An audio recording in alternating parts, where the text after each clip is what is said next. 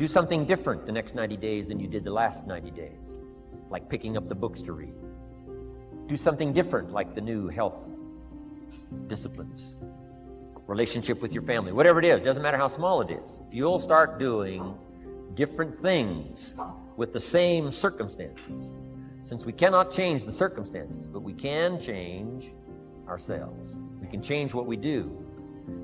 And then he gave me another secret to success when he said, what you have at the moment, Mr. Rohn, you've attracted by the person you've become. What you have at the moment, you've attracted by the person you've become. Few little simple principles here. Once you understand these, it starts to explain so much. Now, sometimes it's a little tough to take, blaming yourself instead of the marketplace, taking responsibility instead of putting it off on someone else. That transition sometimes is a challenging mission. And this one was a little tough for me. Shoaff said, here's the secret, Mr. Rohn. Learn to work harder on yourself than you do on your job. Once I got that, it turned my life around. Learn to work harder on yourself than you do on your job.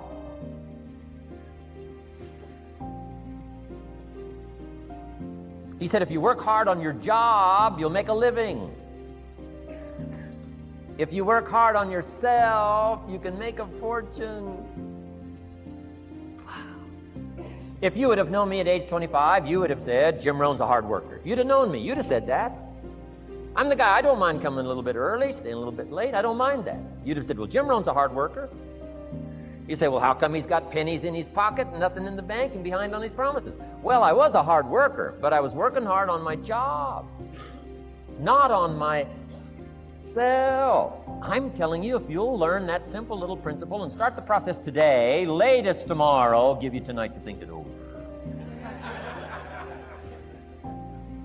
And start this whole process of personal development, work on yourself, make yourself more valuable to the marketplace. I'm telling you, you can so dynamically change your income, and economics is the least of the values that you can start earning in terms of equity if you'll start working harder on yourself than you do on your job. Work hard on yourself and develop the skills. Work hard on yourself and develop the graces. All of the stuff necessary to become more valuable to the marketplace. I'm telling you, your whole life can explode into change. Promotions, no problem. Becoming more valuable to the company, I'm telling you, no problem. Money, no problem. Economics, no problem. Future, no problem. If you just go to work on the right thing. Not get things out there to change. Don't try to change the seed. Don't change the soil. Don't change the sunshine. Don't change the rain. Don't change the mix of seasons. Let the miracle of everything that's available work for you, and start working on the inside. Work on your philosophy. Work on your attitude. Work on your personality. Work on your language. Work on the gift of communication. Work on all of your abilities. And if you'll start making those personal changes, I'm telling you, everything will change for you. Mr. Shoaff, over a 5-year period before he died at age 49, who taught me some extraordinarily simple things. He only went to the 9th grade in school. Never finished high school, never went to college, never went to university. So he put his ideas and his experiences in very simple language, which I think for me, a kid from the farms of Idaho, that simplicity was so important. Because if it would have been technical, I'd have missed it. If it would have been mystic, I would have, backed away. But it was just basic, blunt, ABC, familiar stuff that I hadn't thought of before. And he did start to remind me, and those ideas changed me. Mr. Shoaff was the one when I said, this is all they pay. He said, you've been working 6 years, Mr. Rohn, how come you're not doing better? And I said, this is all the company pays. He says, well, that's not true. I said, no, this is my paycheck. This is all the company pays. He said, no, this is all the company pays you. I thought, that's a new way to look at it, right? He said, doesn't the company pay 2, 3, 4, 5 times this amount to other people? And I said, well, yes. He said, well, then this is not all the company pays. It's all they pay you. And if you qualified, wouldn't your income grow 2, 3, 4, 5 times? I said, I suppose. So he said, we don't have to work on the company. We have to work on you. See, that was the beginning of what he called the phrase personal development. I told him things cost too much. He said, no, you can't afford them. I thought, well, that's a new concept. I hadn't thought about that. You know, we put some of the valuable things on the high shelf, so you can't get to them until you qualify. If you want the things on the higher shelf, you got to stand on the books you read. Every book you read, you get to stand a little higher so you can get the things on the higher shelf. See, I learned those concepts. It was so incredible. And here was the most important one. Success is something you attract by the person you become. See, that phrase changed my life. Success is something you attract by the person you become. Success is not something you pursue.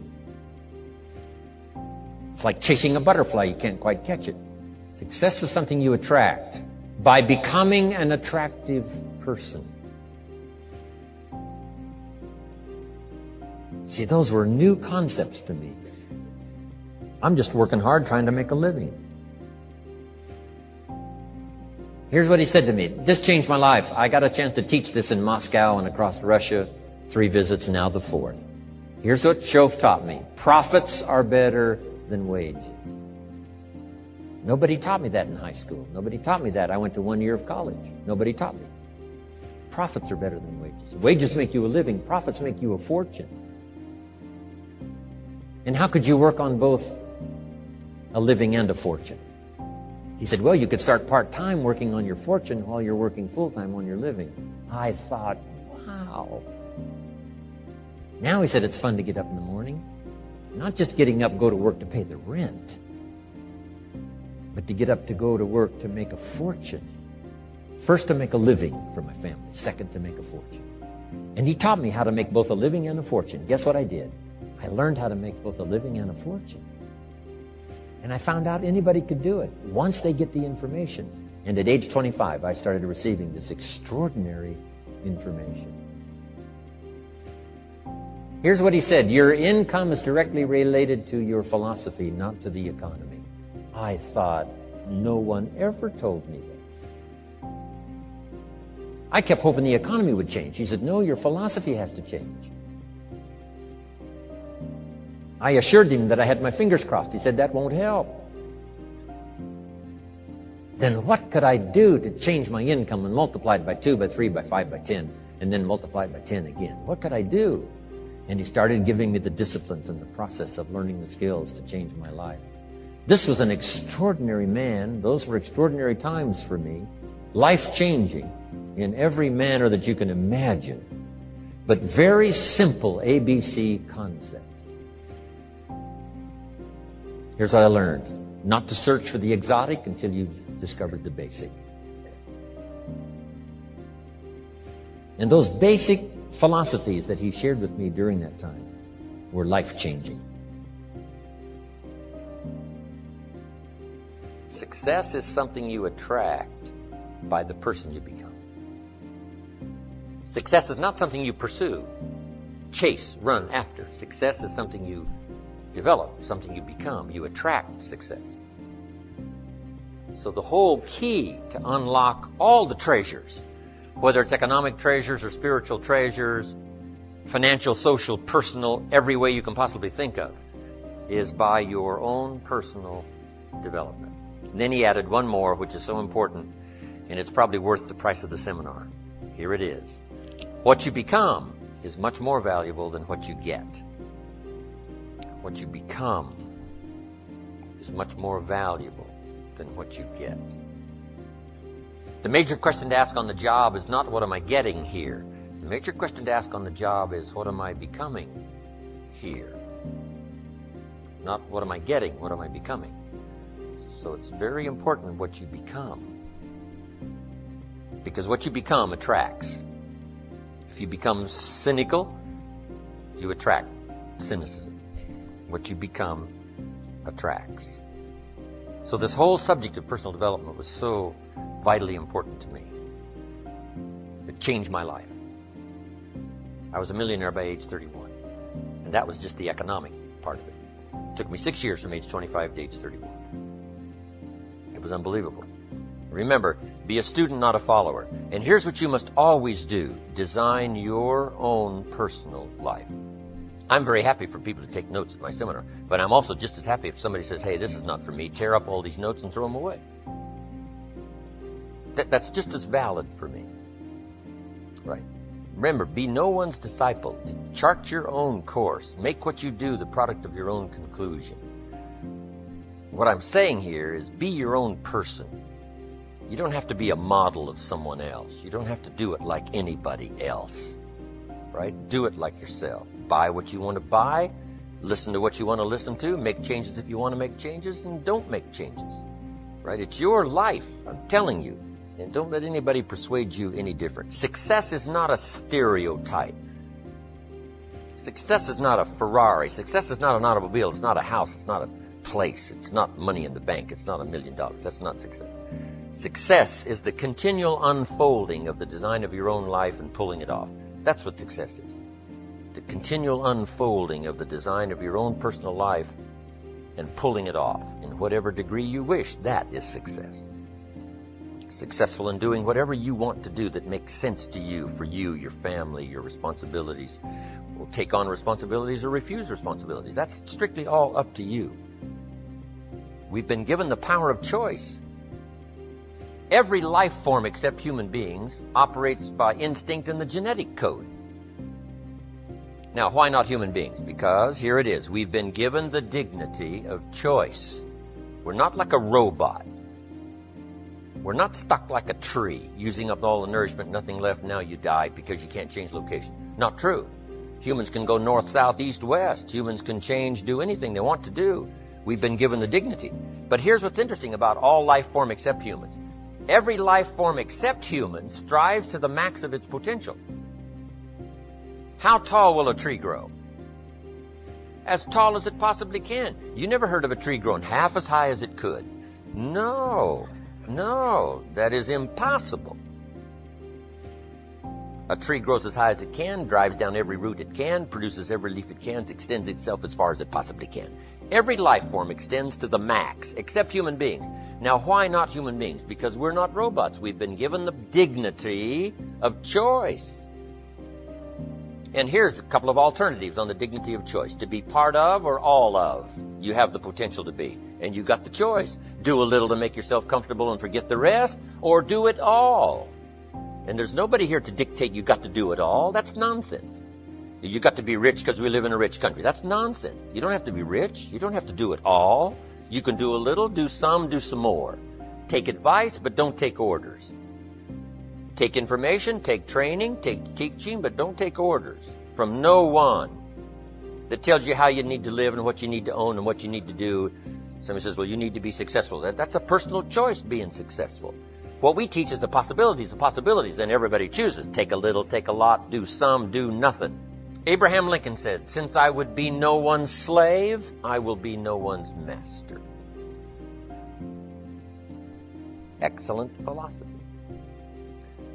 If a guy says, hey, I'm soon cashing it in, I'm heading for the mountains, I'm going to live in a little cabin, live off the land, and feed the squirrels. If he goes and does that, guess what? He's a smashing success. Why? He's doing what he designed to do and went and did it and pulled it off.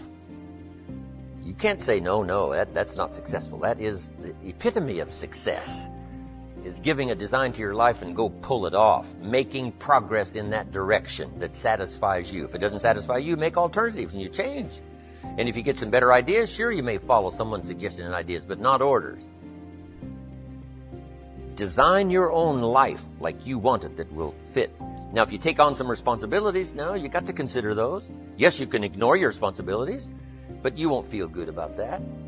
Guess what the old prophet said? Some things that taste good now in the mouth turns bitter later in the belly. So you don't want to sacrifice. We all must suffer one of two pains. Regardless of your choice of lifestyle and what you want to do, we must all suffer one of two pains. The pain of discipline or the pain of regret. And what we suggest to everybody is to consider the disciplines, because disciplines weigh ounces, regrets weigh tons. You don't want to substitute a discipline for a regret. In our opinion, that would be a poor choice. Now, you can do it, but some things are poor trade-offs. The old prophet said, what if you gained the whole world, but it cost you your soul? Would that be worth it? And with a bit of intelligence, we say, no, that doesn't seem worth it. Even if you got the whole world, if you traded your soul, that experience would be so bitter and so awful and so devastating, it wouldn't be worth it. What if you got some gain by greed instead of legitimate ambition? I'm telling you, it might taste good up front, but it's going to turn bitter in the belly. And a bit of that advice saves some people from devastation. Say, well, you're right. I better think twice about that. So we must confront all laws, spiritual laws, agricultural laws, basic laws, fundamental laws. We must confront all of those. But you still now can design your own life. A little, a lot, go east, north, south. Now let me pass on one great rule to you, which has been discovered in interviewing self-made millionaires. Self-made millionaires look into every failure for something good. They say there's got to be something good in this that I can benefit from, and surprise, surprise, they always find it. Second is, self-made millionaires always seek the valuable lesson in every setback or obstacle or temporary failure, and they always find the lesson. Now, what do failures do? Failures whine and cry and think about what they've lost and blame their problems on someone else. Successful people say, what can I learn from this that will make me smarter next time? And my promise to you, those who seek find, is that if you go looking for a valuable lesson in the biggest problem that you're facing today, you'll always find the lesson. Here's another possibility. Your biggest problem today could be the biggest gift that you have ever received, because it may contain within it the lesson that will make you successful. If you stop thinking about what happened and who's to blame, and you start looking for the gift within your problem, sometimes it can transform your life.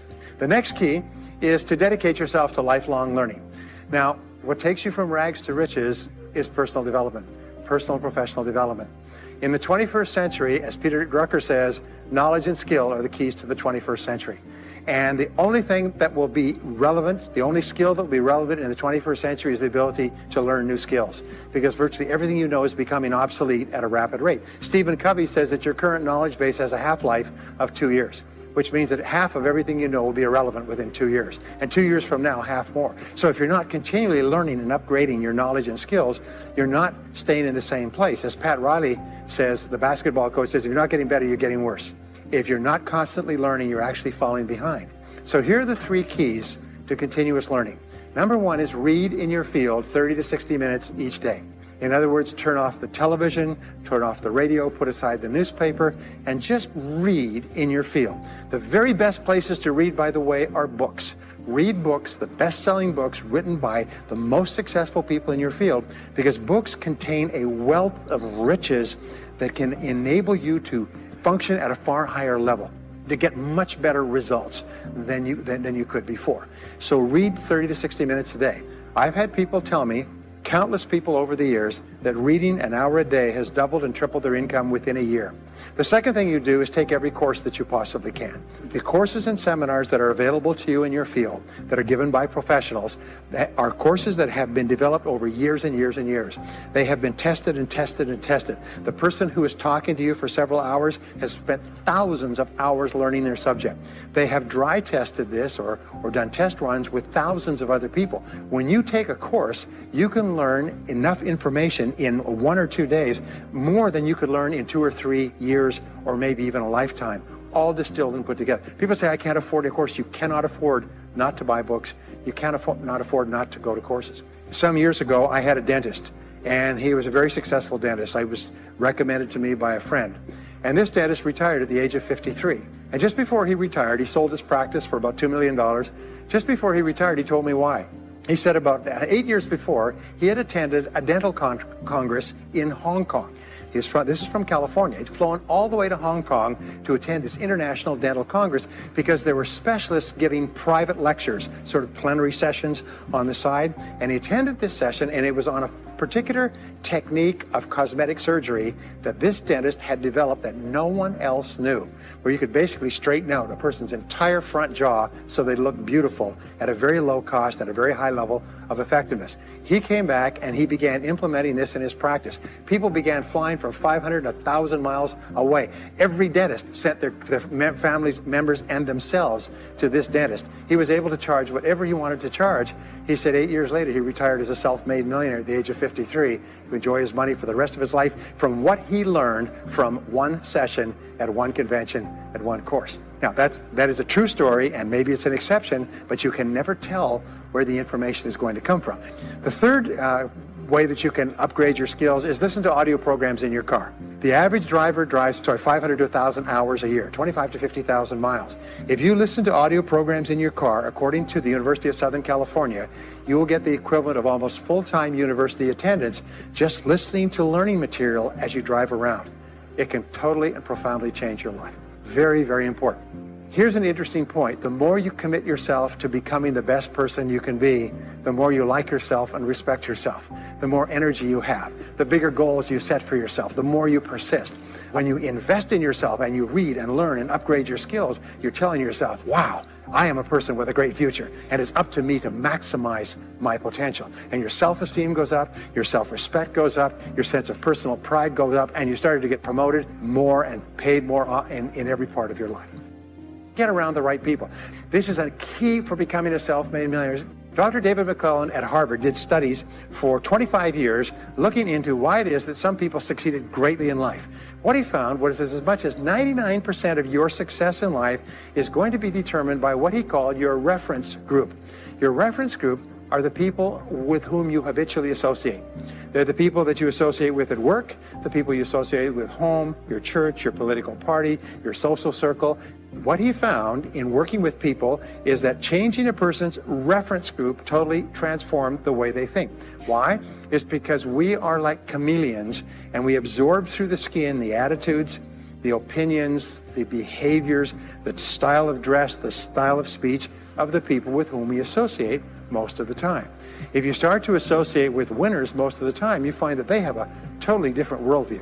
They're positive, they're upbeat, they're focused, they're learning, they're growing, they're positive at what they're doing, and you start to become like that. Next is be prepared to climb from peak to peak. One of the keys to becoming a self-made millionaire is to realize that life is never one continuous train, it's always up and down. So it goes up. Like if you climb a mountain peak, you have to go down into the valley before you climb the next peak. So all of life is cycles and trends. All of life is cycles and trends, and there's up cycles and there's down cycles, and there's up trends and there's down trends. The question is, what is the general direction of your trends? We say this, is that life is 2 steps forward and 1 step back. Successful people focus on the 2 steps forward, and then they protect themselves on the downside, so that each time there's a step back, they're still further ahead than they were before. The next one, which is to develop resilience and bounce back. Developing resilience and bouncing back is one of the key qualities of self-made millionaires, because as I said right at the beginning, most things won't work. This is a very interesting point, is that you're going to be knocked down over and over again. And what we know, as my friend Charlie Jones says, is you have to bounce, don't break. And when things go wrong, bounce. And so what I learned many years ago was this interesting technique of what is called mental rehearsal. And mental rehearsal says that you mentally prepare for the inevitable downturns before they occur. So you say, all right, in the course of life, things are going to go wrong, but when they do, I'm not going to become upset. I'm not going to get mad or angry or anything else. I am just going to take it and learn from it and pick myself up and keep going. Sometimes I ask this question, does anybody here have any problems? Everybody says yes, everybody's got problems. Well, here's the rule, is all of life is a continuous series of problems. They never end. The problems just keep on coming, like the waves of the ocean. The only break in this unbroken series of problems will be the occasional crisis. So life will be problem, crisis. It's like the waves of the ocean, 6 problems and a crisis, 6 problems and a crisis. Which means that everybody here is either in a crisis right now, has just gotten out of a crisis, or is just about to have a crisis. So what we have found is this, the hallmark of superior people, 30 years of research, is how you respond to a crisis. How you deal with problems and how you respond to a crisis. And what we have found is this, is superior people look for the solution to every problem. They don't allow themselves to become upset and angry. When something goes wrong, they say, okay, what's the solution? And they become intensely solution-oriented. When you have a very intense problem, that stimulates creativity to solve the problem. So what you do is you write and define the problem clearly. If you have a problem, you say, wait a minute, what is my problem? What is it that I'm worried about? And write it down. And the very act of defining a problem clearly often triggers the solution to the problem. One last technique that I want to give you with regard to your major definite purpose. And if you only do these 2 things as a result of our time together, they will transform your life. You've already identified the one goal that can have the greatest positive impact on your life. Now what you do is you take that goal and you write it at the top of a page in the form of a question. And you say, let us say your goal is to double your income. That could have a major impact on your life. You say, what are all the things that I could do to double my income in the next 12 months? Write it as a clear question. Even better, if you're earning $50,000 a year today, write, what could I do to earn $100,000 over the next 12 months? The more specific the question, the better. Then you devote yourself to writing 20 answers to this question. You must write a minimum of 20 answers. Work harder, work smarter, start earlier, stay later, change occupations, upgrade my skills, whatever it is, keep forcing yourself to write till you've written 20 answers. We call this mindstorming. The first 3 to 5 answers will be easy. The next 3 to 5 answers will be difficult. The last 10 answers will be incredibly difficult. But I have given this exercise to people who've gone on to become millionaires so many times I've lost track, because they often find that the 20th answer changes their whole life.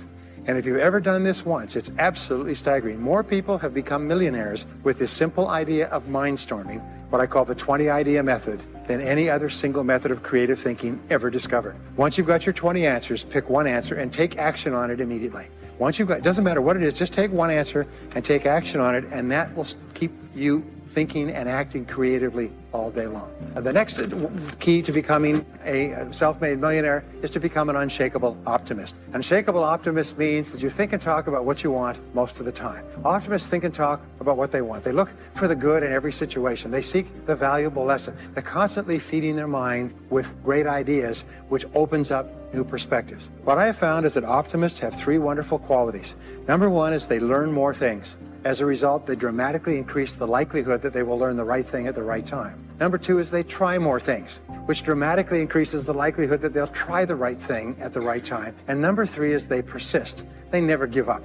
Optimists make a decision that once they've decided they're going to become wealthy, they just never stop until they achieve that goal. Now, will they have many setbacks and obstacles and difficulties? Do you know that almost everybody succeeds in a different direction from what they originally intended or from what they originally thought? But they just keep going. Almost like a football player running down the field, running, blocking, changing, moving back, forward, continually, but never loses sight of the goal. So optimists learn more things, try more things, and persist longer. I want to leave you with the last 2 qualities of self-made millionaires. Second to the last quality is that they develop the qualities of courage and persistence. I said before, the biggest single obstacle to success is the fear of failure. The antidote to the fear of failure is the habit of courage. And what we know is that you need 2 types of courage to succeed. The first type of courage is the courage to begin. It's the courage to launch with no guarantees of success. Someone once said that if all obstacles must first be removed, nothing will ever get done. So successful people are willing to think, plan, make decisions, and then take action with no guarantees. We say leap and the net will appear. Take action with no guarantees and then learn. The second part of courage is the courage to endure. It's the courage to persist. It's the courage to keep on keeping on. It's to make the decision in advance that you will never give up. No matter what happens, you will never give up. You will get knocked down over and over again, but you'll never give up. And the interesting thing is, if you make that decision in advance, you'll find yourself continually bouncing back. So courage means the courage to begin and the courage to endure. And the final quality of self-made millionaires, and Napoleon Hill called this the master key to riches. After studying 500 of the richest people in American history, he said it's the quality of self-discipline. It's the ability to make yourself do what you should do, when you should do it, whether you feel like it or not. The quality of self-discipline is the quality that will make you a big success. It's the ability to force yourself to do what you know you should do. And here is the wonderful discovery. This persistence is self-discipline in action. Every time you persist, you build your self-discipline. Every time you practice self-discipline, you build your ability to persist. And the 2 of them are tied into your self-esteem. So the more you persist, the more you like yourself. And the more you like yourself, the more discipline you have. And the more discipline you have in practice, the more you like yourself. As a result, the more you persist. And eventually you get onto an upward spiral where you become absolutely unstoppable. You reach the point where you know you can achieve the goal and nothing in the world can stop you. And every step that you take forward makes you stronger and stronger and stronger, until finally people say, I know one thing about him, I know one thing about her. You cannot stop him or her. Once they decided they want something, they will not stop until they get it. And when you develop that quality, there will be nothing that is impossible to you. So let me just leave you with these last points. We're living at the very best time in all of human history. More people are going to make more money in the next few years than have ever been made in all of human history. More people are going to become millionaires and are becoming millionaires today at a faster rate than we've ever thought possible. And no one is better than you, and no one is smarter than you. And if you do what other self-made millionaires do, then nothing in the world can stop you from eventually getting the same results as other self-made millionaires. And I hope you do.